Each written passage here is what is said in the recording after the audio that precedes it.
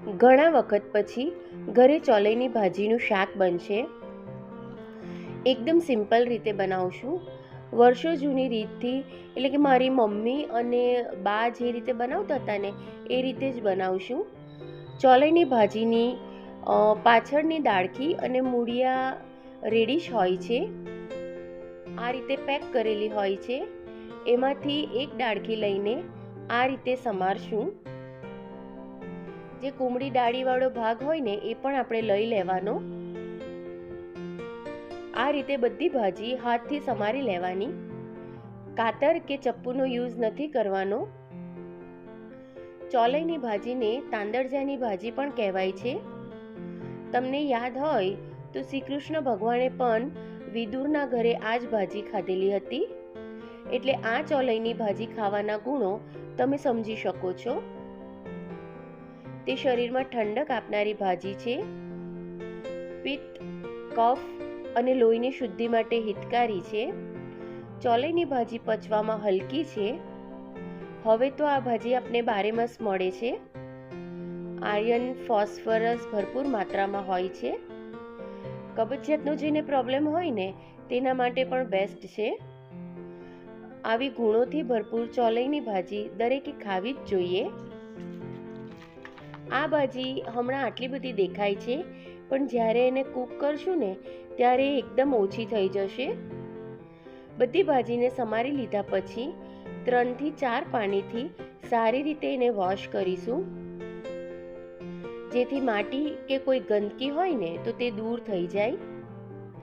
આ રીતે 2 હાથથી દબાવીને ભાજીમાંથી બધું પાણી નીકાળી દેવાનું. તમે જોઈ શકો છો કે પાણીમાં કેટલી ગંદકી છે. આ રીતે 3 થી 4 વાર કરશું ને તો ભાજી એકદમ ચોખ્ખી થઈ જશે. હવે એમાં મસાલા કરીએ. ચપટી હળદર, સ્વાદ મુજબ મીઠું, લીલા મરચાંનો મસાલો અને 3 થી 4 મોટી ચમચી જુવારનો લોટ એડ કરશું. થોડું તેલ એડ કરવાનું અને બરાબર મસળીને મિક્સ કરવાનું, એટલે સરસ રીતે મિક્સ થઈ જાય અને દરેક પાન પર એક કોટિંગ થઈ જાય.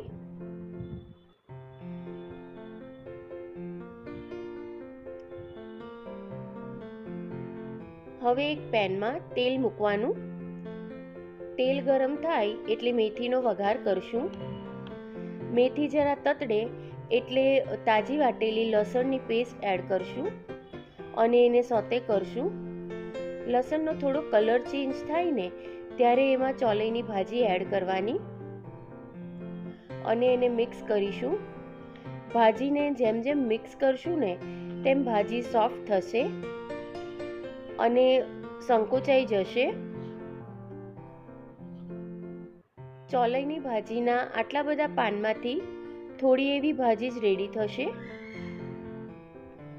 ગેસની ફ્લેમ એકદમ સ્લો રાખવાની અને લીડ લગાવીને હાફ મિનિટ રાખશું, જેથી ભાજી લોટ સાથે એકદમ સરસ રીતે એકરસ થઈ જાય.